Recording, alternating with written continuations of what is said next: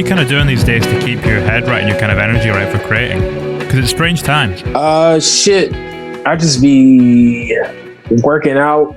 I got a dog, so I just be hanging out with her, taking her on walks, go on hikes, drink really nice smoothies, going on nice drives, taking psychedelics. You feel me? Just trying to balance it, trying to keep things right in the ecosystem. You feel me? Taking care of myself, reading and shit. I don't know, man. What sort of stuff do you read? Right now, I'm reading All About Love by Bell Hooks. I think that's the one. Yeah, something about that. But usually I read a lot of like political stuff or like self-help kind of novels. The last book I read was Blood in Your Eye by George Jackson, which is like it's almost like a black radical tradition novel about like socialism in the US from like a black perspective from a former prisoner who was incarcerated by the system, and kind of just using his perspective to kind of like to foresee what a future of America would look like if there wasn't like a system of incarceration and policing in America. And it's just really interesting. It's a very interesting novel. He used to like date Angela Davis and shit, so he's like he's super radical. He actually died. The way he died was like on some like radical shit. He like killed a prison guard. Yeah, I don't want to get into that, but yeah, I've been reading that kind of like very politically charged shit or like self-help stuff about like life improvement and mental stuff. Yeah, I read a lot of practical shit, stuff that's like really applicable to my life. I don't really read a lot of like fiction, but I kind of miss that stuff because it was like, it's a good escape. I feel like I can escape more when I read versus watching shit. Just because you've got to be so focused. Yeah, you got to be so focused. Yeah, there's just like a laxed attitude that goes with just like watching stuff. Even though I'm kind of like, for me, I'm like a visual learner. I consider myself more of a visual and audio. I don't know, audio kind of learner. Like I learn better from seeing stuff, but I get lost in stuff and I feel more connected to stuff when I'm like reading it. It's weird. It's such a double-edged sword. It's almost kind of contradictory, but yeah, that's enough of all the education stuff. Well, you started off as a visual artist, right? Yeah, man. That's my whole shit. I'm still on it, man. I'm on Photoshop as we speak, creating my cover for my next single. So I'm very much involved with that. I direct my own shit too. I haven't lost that side of me, man. Still got that. Does it feel like music and the visual side are drawing from the same place in your brain, or are they kind of going to different places? It's almost the same place. Man. I don't know. Like, it's my thinking is like, it's easy to get an idea out there, but it's just like the process of like making that idea presentable and listenable or like satisfied with is like the same like process that my brain goes through with like perfecting something, because I'm such a perfectionist when it comes to getting shit right. You feel me? The production is almost like design in a similar way. Oh, for sure is, bro. Like I've been working on the cover right now for like 10 hours, dog, trying to get this shit right. I'll show you a preview in a bit, but I've been on it, man. Going through hella different edits and hella different mixes of stuff is just like my kind of language. Not the most fun kind of language, but it's definitely something that I'm very fluent in. It is quite the fucking headache. Oh man, I can't. My thinking is like that. If I can like become so independent creatively in all different fields, by the time I'm 30, I'll be good. You know what I mean? I want to be able to be a master at Photoshop and Illustrator. Like, I want to be able to be very proficient in piano and in guitar and bass. Like, I'm already on my way with guitar and bass. I've been doing that for like 4 or 5 years now. I want to be able to like get all those aspects, those other things, like 100%. Which do you feel you're closest with to kind of mastering at the moment? I mean, I wouldn't say mastering, but I say guitar and production. Guitar and production is like, you know what I mean? I'm pretty goddamn, like better than I was like 4 or 5 years ago. Like, especially on this new album, you're going to hear a bunch of shit that like I basically produced all this shit. You know what I mean? Like I wrote all the music, chords and all the chord changes and stuff. Like it's all coming from me, which is cool because I usually let other people take the wheel on that stuff. And I thank God that I relearned these instruments because this shit has helped me out like so much, bro. Like I go into a session and I don't feel hella dumb. You feel me? I feel hella more proficient. How do I say? Productive when I go to sessions instead of like sitting there and like sampling shit. Cause that's how I started making music. I sample. I'm a sampling ass producer. I started, I was listening to Jay Dillon, Pete Rock, and all that shit. Tribe. That's my ear. That's kind of like my bag of, in a sense. I started off doing that shit, but like now I can like actually fucking play instruments. You know what I mean? And write bridges, and write hooks, and chord progressions. And make like 4-part songs with 4 different sections. And it's just like that's just the kind of language that I've always wanted to be able to speak with other musicians. Like I don't know theory and shit, so I can't be to someone and be like, "Hey, go to like a C." I'm playing in the key of C. I'm like, nah, I don't know what the fuck that is, but I just know the feeling of shit. You know what I mean? So I thank God every day that I'm able to have that ability and skill to like play what I'm hearing in my head. Feeling like I'll never take that for granted. Is that innate or can you learn that? I mean, you can learn it, but like for me, I come from a musical family. You know what I mean? I grew up listening to music my entire life, all types of different types of music. My parents are both musicians.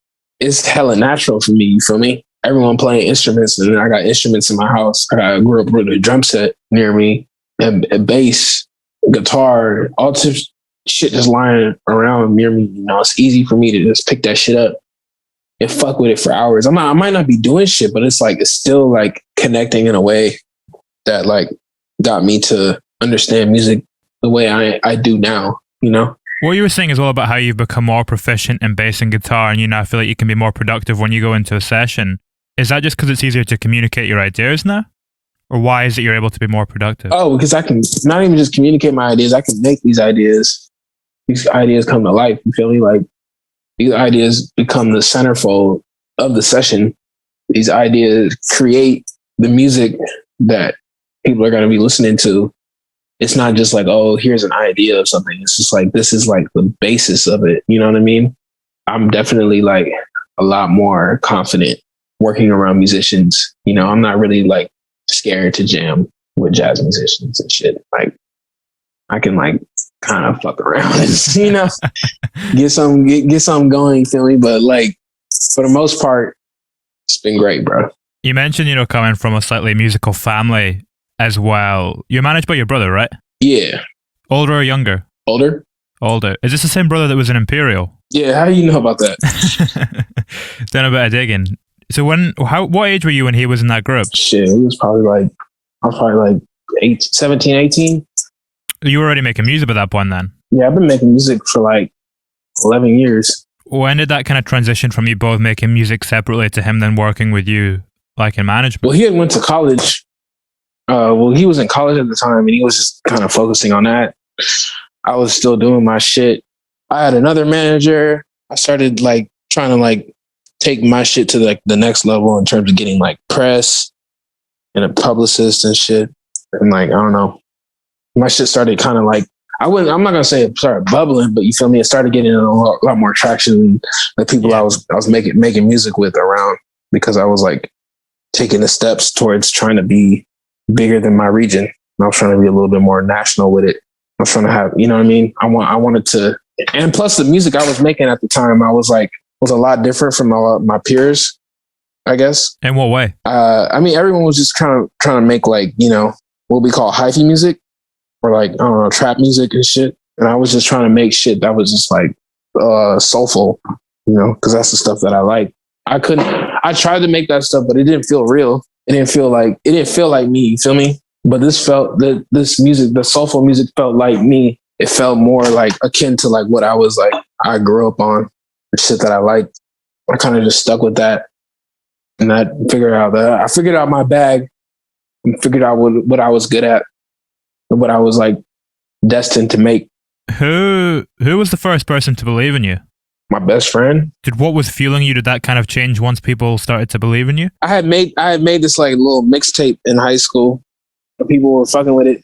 And my best friend, I played it for my best friend at first, and he really fucked with it. And then he like kind of pushed me to kind of keep doing it. And then ever since then, I just never stopped.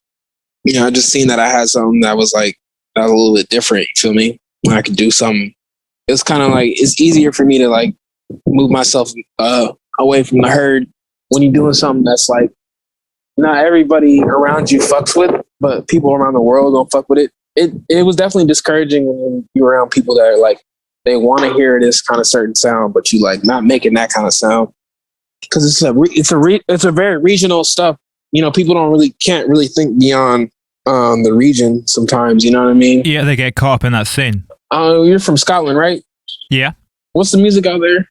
Yeah, it's like in terms of what people. Yeah, but I mean, in terms of what people are making, there's a lot of like kind of punky stuff in kind of your classic kind of guitar bands, but. Like you say, a lot of that tends to stick in Scotland and it never really breaks out. And the people who do break out, like you say, the people who are trying to do something different and aren't concerned with being a part of that scene and kind of just forge their own path. Yeah, like Sam Gellatry. That nigga's from Scotland, isn't he? He is, yeah. Yeah, his shit different. Very. Way different. His shit, that's why his shit goes. It's global. So, I mean, I'm from Oakland. I know about Sam Gellatry. But I probably won't know about some of the local bands, but I'm sure they're tight too. I'm sure they got some shit. I like that punk shit too, man. Try to do a little punk shit myself. that shit, it's fun, bro. That shit hella fun, man. I can't lie. I'm punk's cooler when it's an attitude as opposed to style of music, though. It's cooler when it's an attitude. Interesting. Yeah. I never heard it like. You know, I think that kind of idea of rebelling and trying to push against what's going on. It's like almost like doing. Actually, being punk is doing something that's out with what everyone else is doing. Like the people who break out are almost more punk than the punk bands, if that makes sense. Rock is such a tricky fucking genre. Yeah, for sure. Not everyone, I feel like most people don't really fuck with rock like that anymore, like the kids like that. There's very few people who make rock and make it really good. Yeah, it's like very commercialized now. It's your kind of Imagine Dragons and your 21 Pilots and all that type of stuff. Yeah, I mean, like there's good niggas like Yves Tumor. He's tight. Yeah. You ever heard of him? Yeah. Yeah, his shit is crazy for rock music. It's very, very, very, very forward thinking. And so I really fuck with, you know what I mean? That's the type of shit I just like shit that grooves. I mean, it can be any kind of genre. Did you make beats or did you rap first? I made beats. Do you still see that kind of having an impact on what you do today? The fact that you started off with that? Yeah, always, bro. I mean, I first get into the studio, I think about what is the production that's going to be made. I don't think about the vocal. The vocal is like the last thing or the secondary. It's not really like the primary thing. It's always like I always approach making music from a production standpoint because I'm like, I don't really care what anybody's saying or what they singing about or what melodies. If the beat doesn't hit, if it doesn't groove, it's already a lose. You're losing already. Could you ever write without a beat or do you actually need the beat to kind of prompt the lyric? Well, I just need some kind of musical element. I don't really need a beat. Necessarily, I just need like a guitar or piano or something. You know, I can write with that. I can even write with a bass, make some kind of chords or something. I've been trying to like challenge myself to write songs on acoustic instruments because like that's how you write. I feel like that's how you like really finish a song. Because I have so many unfinished songs, but like, you know what I mean? But when you write it from an acoustic standpoint, all you got to really think about is making the beat. And making the beat is pretty easy to me. I guess production comes easy for me, and then like the lyrics and then the singing and all the other stuff comes like secondary. It's like a lot more trickier. Is it harder to write lyrics if you're writing on an acoustic instrument? It depends. It depends, bro. It really depends. Because songs can write themselves. If you're really inspired by something, you can literally finish a song in like 10 minutes. You can write something hella fast and have the lyrics done and everything. If the beat is just like connecting you with you in that kind of way. You know what I mean? And it also can vary. You could write something on an acoustic guitar that could just like be like, it writes itself too. You know what I mean? Because you're just like very inspired by the chords. I think it all stems from inspiration and how much of it you're getting at one point in the process of making that record or that song. It's like, it all has to be very natural in a way, you know what I mean? You can't force nothing, you know what I mean? And don't overthink nothing. I feel like overthinking can kind of like kill feel the joy overcooking shit, man. I done overcooked so many fucking songs in my life, bro. It's so many songs that'll never come out that people actually like, people fuck with, but I just can't get it out of my head. This snare is too loud, or this is bothering me. This is like, it's not right. Like I'm just very much a perfectionist. You feel me? You got to find that balance though, where the perfectionist aids the music and it doesn't start to inhibit it. Yeah, I've inhibited a lot of records, bro. I'm not gonna lie to you. I've inhibited a lot of shit. You know what I mean? So I'm gonna stop putting out like snippets of stuff that's not gonna come out. That's something I'm really learning to not do. I've been doing that so many times this year, or just over the years. I've done it a hell of times. Like putting snippets online of like music that's not gonna come out. People like, what the fuck's that record at? And people just left wondering, like, damn, what happened to that? I don't hate that when other artists do it now, because I get it. Yeah, I've seen like there's like videos of Kanye like in the studio in like 2013, like messing around with all these beats that have never come out. Yeah, and like sometimes like the beats, you'll like hear something and like the artist hadn't put out the album yet, and you've been waiting hell long for this artist to put out the album, and you hear the snippet and you're like, damn, this is about to be crazy. And then you hear the album and it don't even have the song that you heard the snippet from, and is, you know what I mean? Or it do, and it doesn't sound the same way. It was like Chance with Big Day. Yeah, bro. It's like I get it because, like, you know what I mean? Like, you'll be in the studio, you'll be making something and be like, damn, this is fire. I want to show the world this beat or this snippet of the song. And then you'll be so inhibited by like all the pressure of like putting that song out, you won't even know how to write to it anymore because it's not sacred to you anymore, because everyone done heard it, and now you're trying to live up to that expectation that everybody wants out of that record. It's almost like you're letting everyone into the creative space. Yeah, it doesn't feel as sacred anymore. But like, fuck it. Sometimes it works, sometimes it don't. But I don't know. It doesn't really matter. If something's fire, it's gonna be fire. You know? That's how I feel. Like, is it what we're talking about with your perfectionism? Is there anything, any kind of structures or anything that you can put in place to stop that inhibiting the music and just allow it to aid it? I don't know. I think that paying attention to every little detail is what's going to make the music be great. But like, I also do think that there's a certain point where you got to cut yourself off and be like, damn, this shit is done. You feel me? Like, stop cooking this shit. You can only marinate something for so long, bro, before it like becomes sour. You know what I mean? So I think that learning to just let go of shit is like one of the best things that I can probably do for myself. And it's a skill. You feel me? Because once you learn to let go, you start to be more successful with what you do, because you're learning to like put yourself in a situation to fail. And that's just my thinking is like, you got to put yourself in more positions to fail instead of like hoping to win all the time. You know what I mean? Because when you put yourself in more positions to fail, you know what I mean? You're taking a risk. That's just basically taking a risk. I'm not saying you're going to fail. You know what I mean? That's not what I'm saying. I'm saying that like, man, you got to put yourself in a position to be at risk with something, you know what I mean? And a lot of the times you might fail, but like, you'll never know what, you know, if you don't take any shots, you'll just end up a shotless season, bro. Like, no shots taken. You got to put up those shots, bro. That's what I'm realizing, bro. A lot of niggas don't want to put up them shots, bro. It's so vulnerable being a musician. You know what I mean? You let so many people in your creative space and whatnot. Especially like, I'm an up and coming artist. I can drop the ball and not put anything out and lose everything. You know what I mean? Lose all my followers and lose all my supporters and people who fuck with the music. At this point in my life is that I'm realizing that, you know, when I grew up listening to music, the music that I listened to was creating these moments, these magical times and periods in my life were themed around this music. You feel me? And that's what I'm trying to do for other people, bro. I'm just trying to give them that place and time where they can kind of like live and remember that moment from the music, whatever else that memory gives them. You know what I mean? Because I ultimately think that people need to hear that shit.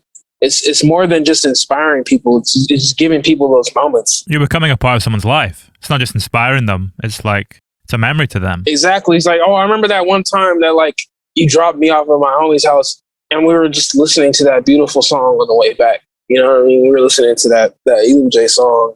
I was thinking about this, and that, and I remember being with this person. Now I associate this person to Elujay's music or this Elujay song. You start associating things with an artist and a person. It starts to become an identity. It's really weird how art does that. You feel me? Because it's like, I never made this song thinking about your grandma, or I never made the song with the intent of you driving down the highway next to the ocean. Like, it was just something I made. You know what I mean? Like, it's crazy how that shit really like connects with motherfuckers, man. Music is beautiful, man. I think as creators, we can never take that shit for granted, because at the end of the day, we're the people that is creating moments, bro. I mean, no other art form can really do that in the same way. Like, it's only music, because it can like kind of blend in to a memory itself, where you can't really get that with a movie or anything else. Oh, I get that with a movie. So I get that with a movie all the time, because I'm a just visual ass nigga. Like, I'll see a movie and I'll like think about how it was raining that day and how I was feeling that day, and I'll remember like the whole ambiance of the entire environment around me plus the movie. It's weird how my brain associates that with like movies and whatnot. I don't know.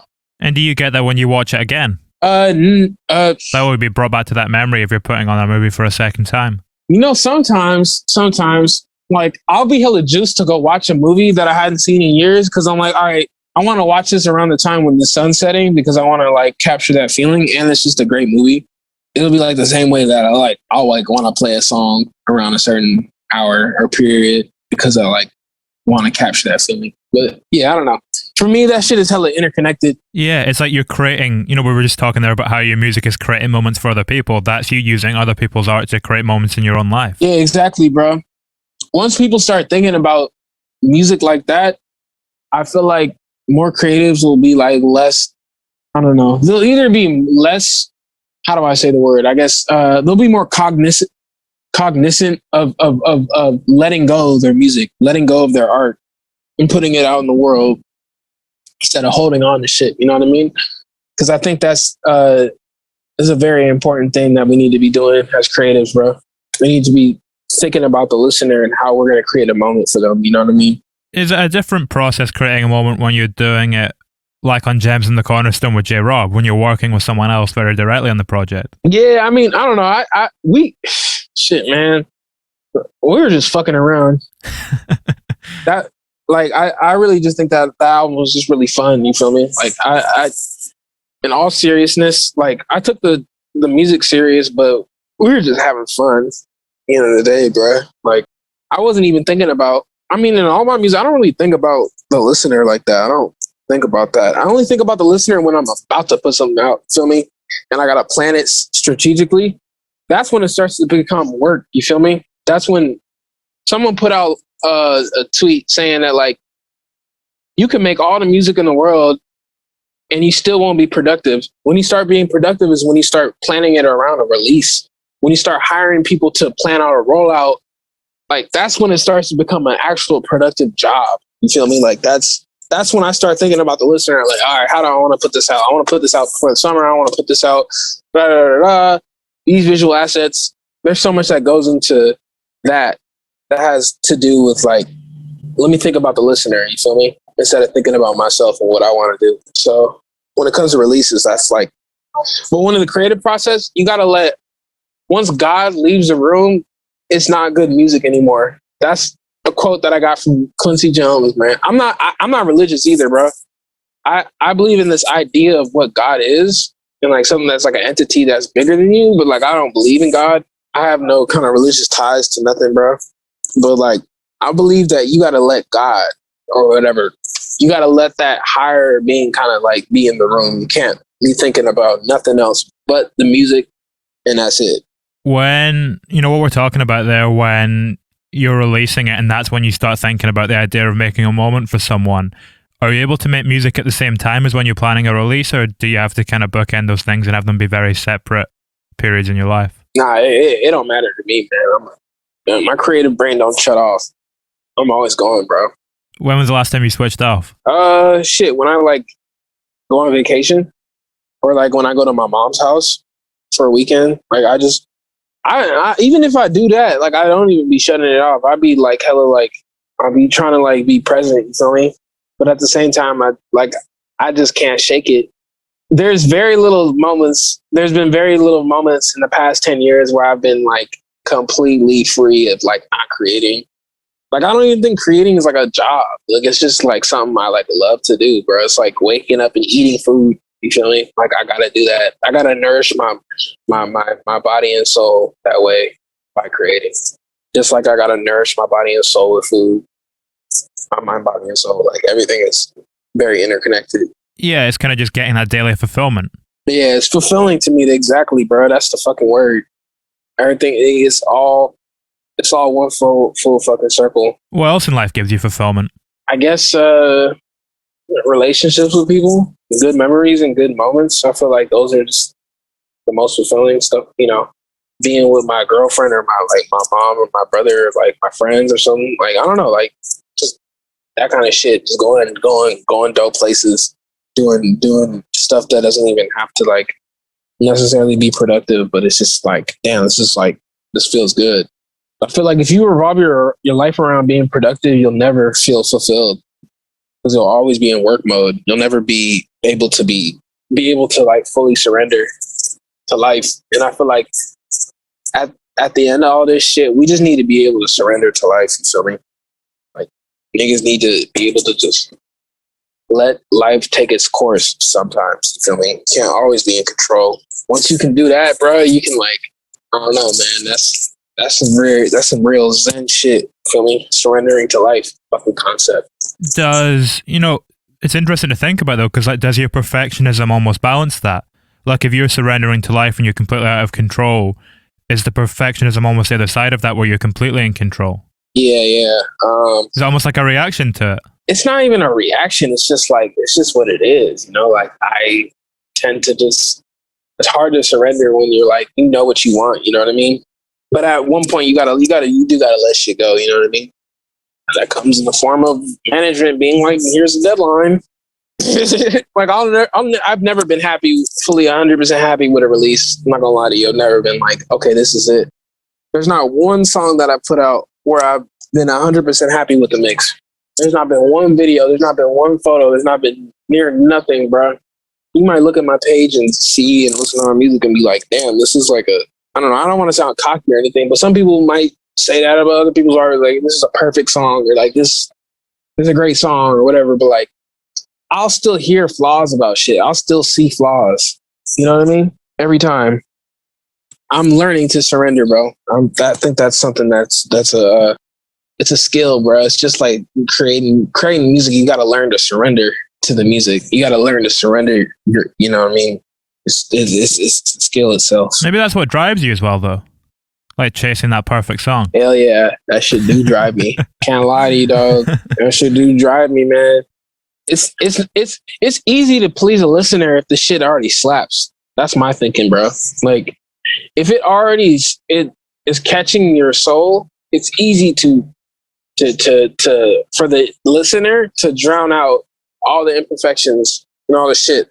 But for somebody who's like making the music and very, very, very like cognizant of like where everything is supposed to be placed, it's almost like, fuck. I wish I could there was like a switch in my brain where I could listen to something for like the first time. Get a perspective. Yeah, just to kind of get a perspective. Just like how in the studios you have like this button where you can hear the speakers. You can hear the song on different speakers and not out of the main monitors. I don't know if they do that a lot just so they can hear. It's good for mixers because they can hear because you got to think like you're in a studio, you're going to hear this shit in one sitting. If it's coming out of those speakers, it's only one perspective of how the music's going to sound.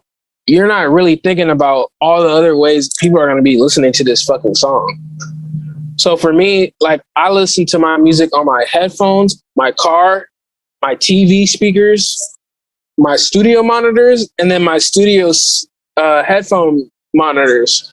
Yeah. Like I'll listen to it on like 4 or 5 different mediums, and then sometimes I'll listen to it out of my phone. What do you notice when you do that? Like, say you've been mixing a song in your cans and then you put it onto the TV. What changes? Well, it just gives you a perspective of like, all right, I'm hearing this shit, like the snare sounding too loud. That's something I'm actually like, I'm about to go, after we get off this interview, I got to go fix that. This snare is sounding too loud. Let me hear how it's sounding out of my speakers. Okay, it sounds cool and sounds leveled on my TV speaker.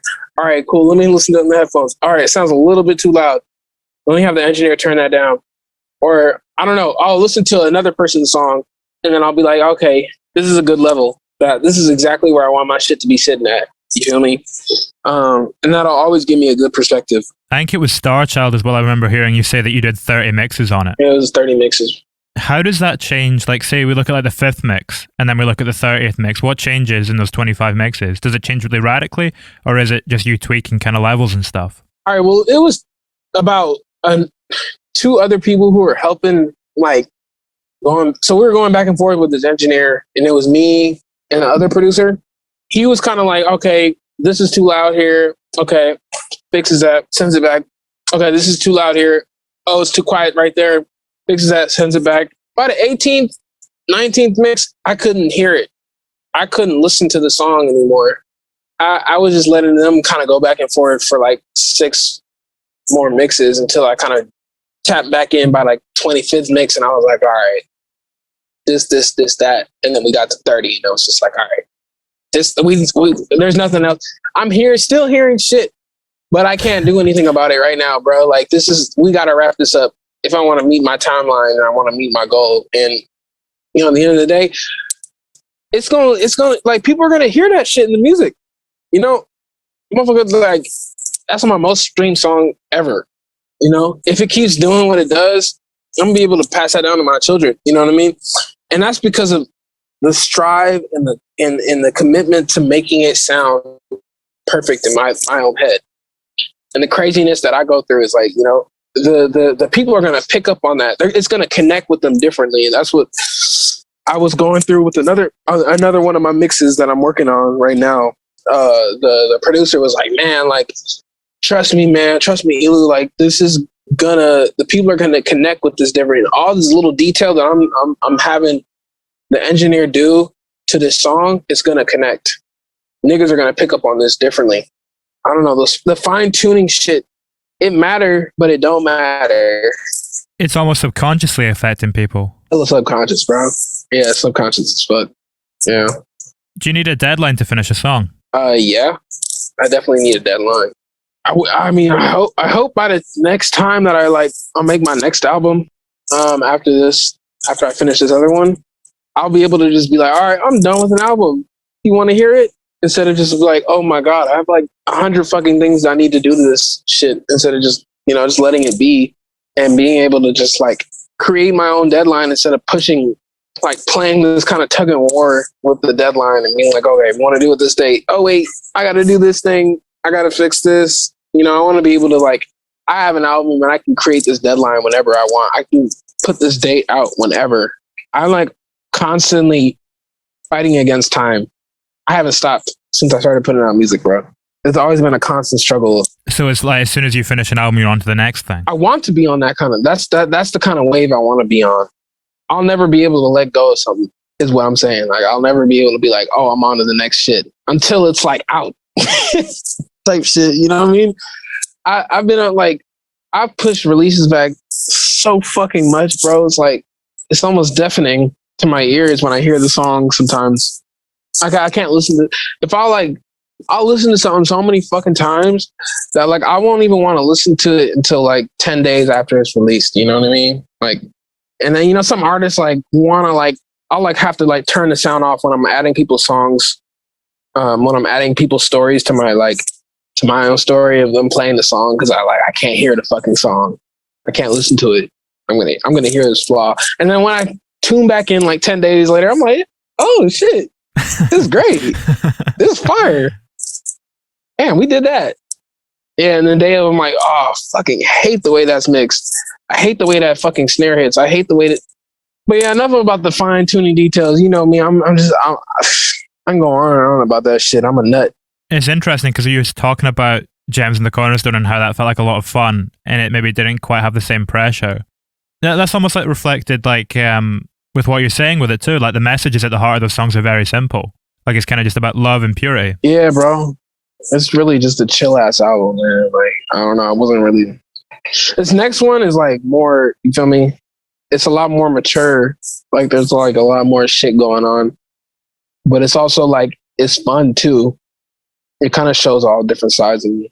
And I feel like that's what people are going to be like really juiced to hear. So you've almost taken like the spirit and the feeling of Gems in the Cornerstone and applied it to deeper topics. Like maybe like the type of stuff you were looking at in gentrification. Yeah, I guess. Yeah, I mean. Not the same topically, but in the similar way where you're looking at kind of bigger, quite complex things. Yeah, man. Like, I got a song that talks about like this idea of like feeling overlooked in a way, and to the point where you like will want to like dim your own light and you'll feel insecure about your own self.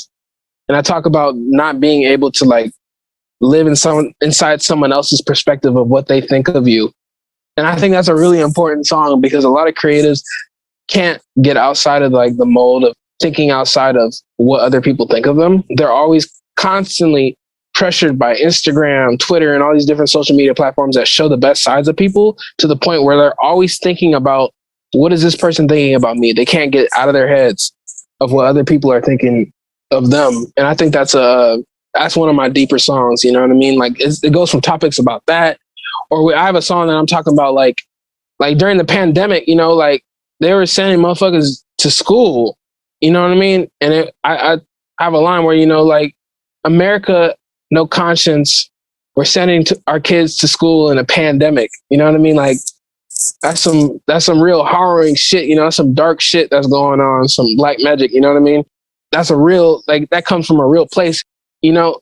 And these are the kind of songs that I was like saving for my album. Like I could have put that on Gems and gave it to Gems, but I was just like, I'm holding on to these records because I know that they're special and they're saying something and they're speaking to a core part of someone's soul and my soul of what's going on and what currently could be going on in someone's life. You know, when you're looking at those slightly bigger topics, like what we're saying, you know, that idea you're talking about the pandemic and sending kids to school, what are you kind of looking for the emotions, the broader emotions that link all of those things together, or what is linking all of the songs on this new record?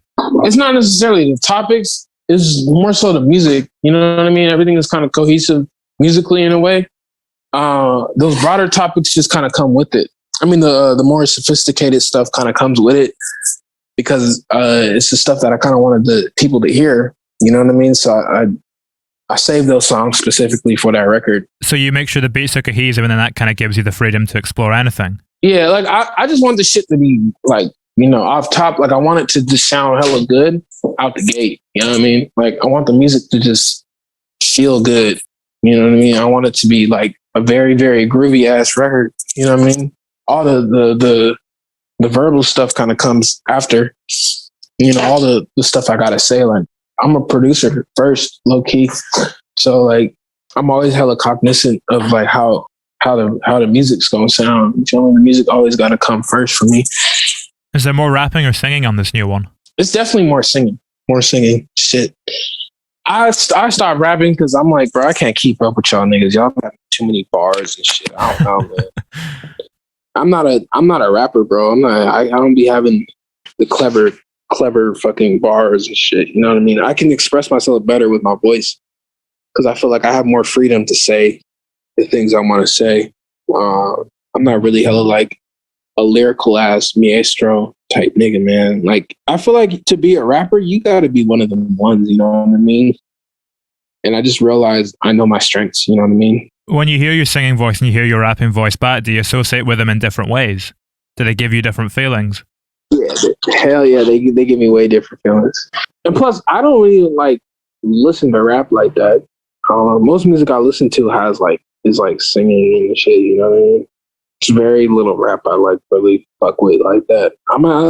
Like my favorite rappers that I might listen to is like maybe Freddie Gibbs or like Larry June or like, I don't know, Tom Kennedy. I don't like when niggas are saying too much shit either. Like they be like saying hella clever ass bars. I'm like, that's cool. Cause I like their music because it's like a vibe. You know, I like shit. Like when someone says your music is a vibe, I'm starting to take that as a compliment. You feel me? Because to me, a vibe is great. You know, that's where you want to be sometimes. That's the pocket that's like a vibe is always good. People always want to be in a vibe. You feel me? That's why I really fuck with, Larry June's music. It's always just a vibe, you know? Or like Brent Fires, this shit's just always a vibe, you know? Like it's not too intense and it's not too sleepy. It's just like that, people just making that kind of music, like even jazz music, like I like Bill Evans shit. This shit is always a vibe. Like his shit, man. Like it's one of my favorite jazz musicians. Like whenever I'm sitting down to go do work on the Photoshop, I'm gonna turn on some Bill Evans or some Joe Pass or some shit. You know what I mean? Just because it's a vibe. But yeah, I'm starting because at first I used to be like, damn, a vibe. Like damn, like people think person thinks my music's a vibe. Oh, that means that it's like it's all right, or it's just like people really associate that word vibe with just like droniness or sleepiness, but it's just like a vibe is very capturing to me. You know what I mean? I feel like that shit is crucial. I was like, how do you feel? I was gonna say, I think when someone says it's a vibe, it feels like a very kind of pure emotion. Hell yeah, that's what I'm saying. Like hella pure, like something that people can just listen to on repeat. You know what I mean? My definition of something being a vibe is always like has always been kind of placed with like, oh, this is like subpar. That used to be my way of looking at it, but now I'm like, nah, that just means like it's a vibe. I don't know. It's like this is I can listen to this for hours type shit. Like that's my thinking of it. I think when someone says it's a vibe as well, it almost feels like they're saying it's an atmosphere, which comes back to what we were saying about it's an experience. It's like adding to the moment if it's a vibe. Exactly, bro. Wow, yeah. You took the words right out of my mouth, bro. Like, yeah, adding to the create. Yeah, see, that's another thing why I really like that phrase now. It's because it has hella much to like. It's hella associated to this idea of creating a moment. Do you think it's more do you find it more natural to express emotions in a simple or complex way in music? I guess so, yeah. It's more easier for me to communicate what I'm feeling when I like write a melody to something, you feel me? Or just like saying it. It feels easier for me to do, perhaps. I don't know. I don't really like think about something too deep, bro. Like, if it feels good, it feels good. I want to just capture that pocket and capture that feeling and that emotion from that moment. Because I feel like that's ultimately all you're really doing with music, bro. Like sometimes you might record something that sounds like hella good. Like it might be a really, really dope melody, but the quality of it was trash. But it was like sometimes you can't really recreate that moment because it was like so pure. Or it's like you'll try to recreate that melody and it won't come out the same. That shit was just such a pure. You were just in a vibe. You know what I mean? I don't know if you've seen that movie Soul. Oh, the Pixar movie. Yeah. Yeah. And when he's talking about you go to that place when you're creating something or when you're playing an instrument, like I think that's a very, very real fucking place. Do you get to that place every time when you're creating? No, not every time. But I do get there. That's why everything doesn't always come out. You don't always reach that place, but sometimes you do. Magic, bro. Very magical moments, bro.